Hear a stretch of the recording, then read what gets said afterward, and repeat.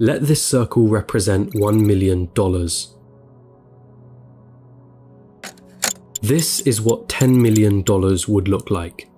This is what $100 million would look like. And this is what $1 billion would look like.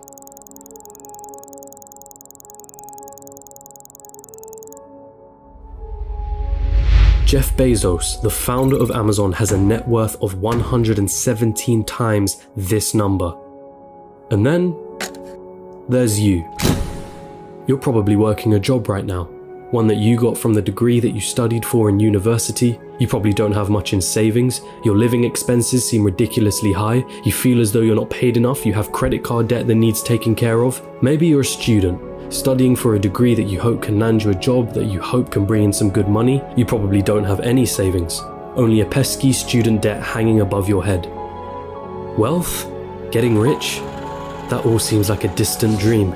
How did they do it, you ask yourself? Seeing all those millionaires, billionaires, especially the ones who got there at such a young age, it baffles you, it makes you angry. They got lucky, they were born into wealth, they cheated their way to the top. That money doesn't make them happy. Money is evil anyway. I'm not smart enough, I'm just unlucky. Those dreams you had of buying that mansion, your favorite sports car, paying off your mortgage, traveling around the world, they'll forever remain that way. Just dreams, nothing more. Nothing less. You come to the harsh realization, it's a rigged game. It's been a rigged game from the start. And you're on the losing side of it. But what if I told you you were wrong? What if there was a way of getting there? An actual equation to wealth, a science behind the way money works. What if you didn't have to abandon those dreams of paying off your parents' mortgage or traveling around the world? Would you call me a liar for saying so?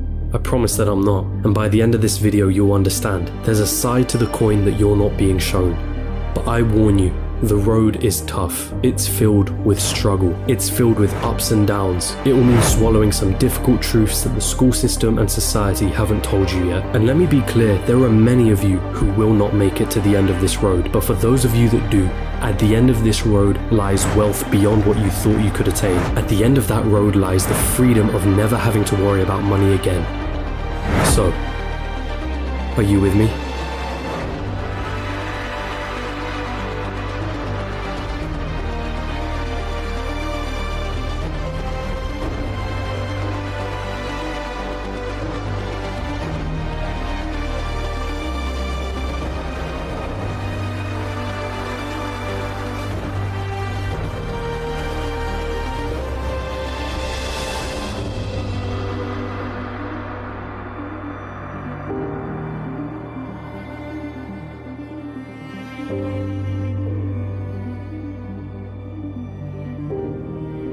Still with me? Then let's not waste any more time. What do you really think about money? Is it something you work for? Is it earned or is it inherited? Is it the root cause of all evil? Are you desperate to have more of it? Have you been chasing it most of your life? Truth is, most of what you think about money has been influenced by your upbringing and environment. If you were born into a family that didn't have much money growing up, then you're more inclined to believe that you too will not grow up to have much money. Or perhaps you went on the complete opposite end and decided to make as much money as you can so that you will never be in that position again. The fact that your school didn't teach you much about this subject doesn't help things. And because of this, most of you are going to have false beliefs about money that aren't going to help you on this journey. Now stick with me here, because we're going to have to change the way you've been seeing money your whole life. Hollywood has always had a habit of depicting the wealthy and rich as evil, backstabbing, entitled, or corrupt individuals. If you won't get me a squirrel, I'll get one myself. Question is, have you bought into that stereotype? A recent report released by WealthX showed that of the world's ultra-wealthy, those that had a net worth of 30 million or more, 68% of them were self-made. And it seems like every other study backs up this conclusion. Warren Buffett, self-made billionaire. Howard Schultz, born in poverty. Oprah Winfrey, born in poverty. Jeff Bezos, self-made billionaire. Elon Musk, self-made billionaire. Sarah Blakely, self-made billionaire. What is it that these people know that you don't? Truth is, your equation is all wrong. Here's the two-dimensional equation that you've been taught. Money equals salary earned from a job. Past a certain point, the prospect of getting a job becomes the sole purpose of your education. So what's wrong with that, you ask? I'm gonna assume that if you're watching this, you want to make money, a lot of it, and in as short amount of time as possible. If that is your goal, then this equation for generating money will never get you there. We all have one precious resource, the most important resource of all, and once it's gone, there's no way of getting it back. That resource is time. In a standard job, the amount of money you earn is dependent on the amount of time you put into that job. If you earned $20 an hour and worked 40 hours a week, it would take you nearly 24 years to reach a total of $1 million. But that is without subtracting any taxes or any expenses that you will incur over 24 years. And let's not forget that inflation would make your $1 million less valuable. The reality is that on a salary of $20 an hour, you can only really be a millionaire at an old age by living frugally. And most of that precious resource known as time has slipped through your fingers. You traded all that time for money, and it wasn't even a substantial amount either. So again, you ask yourself, how is it then that there are self-made millionaires and billionaires at such young ages? What makes them so different? And the truth is, they have a better equation than you. They have a way of understanding money that you haven't quite grasped yet.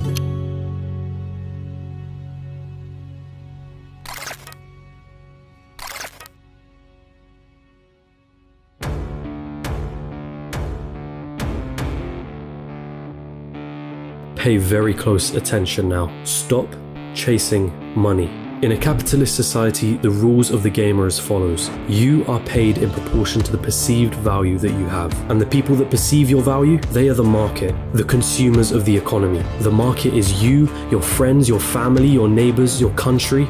People complain that football players are overpaid, but for players to be paid millions, there has to be a market for the football industry in the first place. People have to see the value in football in the first place for them to want to spend money on matches and merchandise. And if the market has a high demand for football, guess what happens to the players who are at the top of their game? They are paid generously for it. It's not about how hard you work.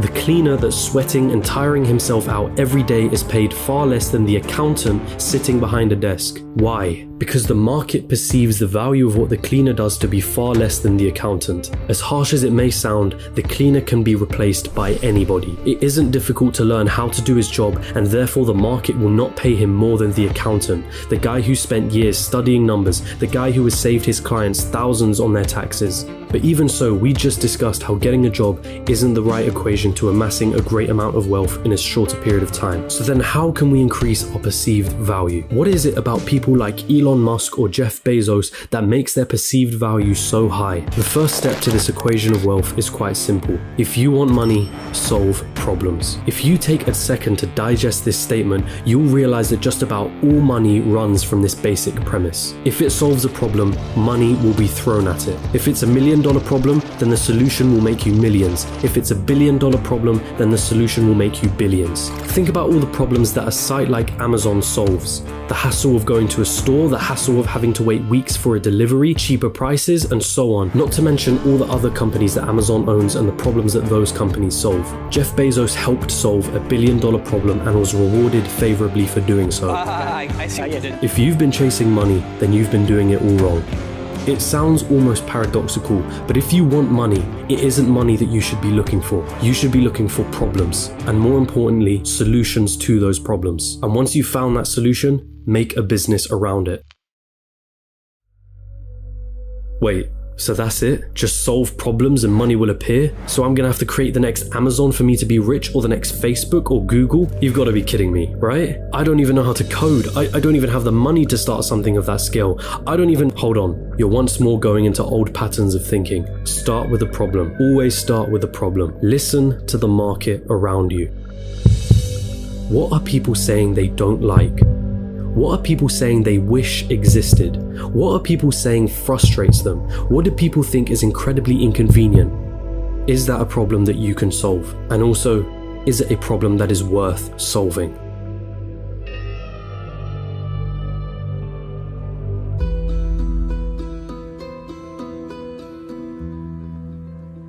The final step of this equation to wealth is finding a scalable solution to the problem. Your solution needs to affect a magnitude of people. Starting a restaurant? That's not scalable. You're constrained to the local area and the footfall of that area. But a franchise? Now that's more scalable. Is your solution a piece of software? Then that means once that software has been built, you can scale it infinitely online without needing to worry about things like production or shipping costs, as it's all done virtually. Good luck finding infinite scale with a job. But be careful. Does your solution require your time to generate money? Let's say you were a yoga teacher that charged $100 per hour. Congratulations, you only made yourself another job disguised as a business. There's only a certain amount of lessons that you can feasibly do in one day, and therefore your income is time-bound. But if you created an online yoga class that ran 24/7 with lessons you only had to create once, now that is scalable. Scaling your solution is critical here, so do not get lost on this point. Automation also plays an important role. Systems and processes will keep your business running like a smooth machine if implemented properly. If there is something in your business that you can outsource to somebody else or hire an employee to do it for you, assuming it financially makes sense for you to do so, then do it. Tasking yourself with everything is a bad thing. As much as you may think you're the best, there's someone out there that can do a better job than you. Once you've found a solution, it's your job to make sure that solution can be accessed by everyone in your market. It's not about your ego, and it's not about what you're passionate about. The market doesn't care about your passions. So now that you have your profitable business running with the right systems and processes in place, it's time to move on and reap what you sowed.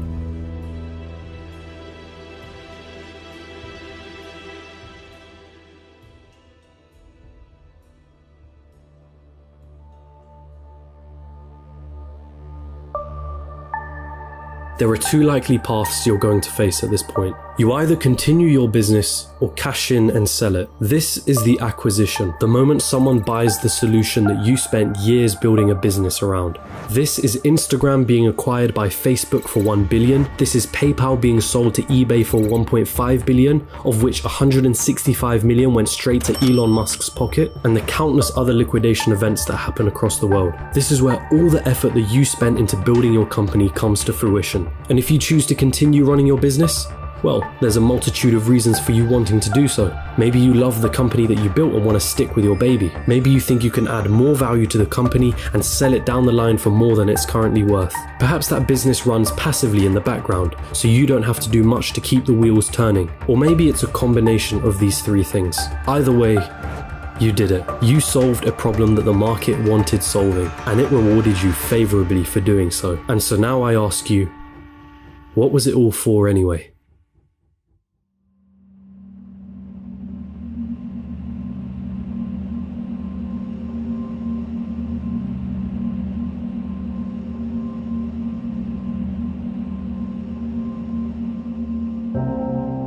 For most of you, it was never about the money. Money is just a piece of paper, a number on a screen. Its value is only backed up by our belief in its value.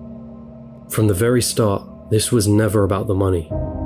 Paying off the mortgage, buying your dream car, traveling around the world, never having to worry about your financial situation, it's the freedom that you were looking for. Your destination wasn't anything monetary related. It was a feeling, a sensation, the ability to do what you want whenever you wanted without ever having to cast a thought towards, can I afford this? Have I used up all my holidays for the year? How am I going to pay the rent? Will I be able to live off my pension? What dreams will I have to sacrifice because I can't afford to pursue them? The most important lesson from this video was never about the nature of money. It was about the one valuable resource that we all have, the one resource we will never be able to reclaim: time. Is giving up a large chunk of your time towards a job that you probably don't like worth it? Is your life settled on working, coming home, watching the telly, sleeping, waking up the next day, and repeating the same cycle till you retire? How many more hours of your life do you let slip through because of this pattern? Or perhaps you're fine with that reality. Perhaps you have no other choice but to follow that path for the time being. And if that's the case, there's nothing to worry about. The most you got from this video was a little entertainment and maybe a change in perspective. But there are those of you that understand the other side. Those of you that have the desire to never need to worry about money ever again. And so I feel the need to remind you, stop chasing money. Chase problems and find the solution to those problems. This is the equation through which all money is found. If you desire liberty through never needing to worry about money ever again, then let solving problems be the meaningful struggle in your life. Does it mean you'll be happy at the end of the road? Does it mean you'll feel fulfilled? Only you can answer that question. But if your struggle is meaningful, then perhaps it's worth pursuing.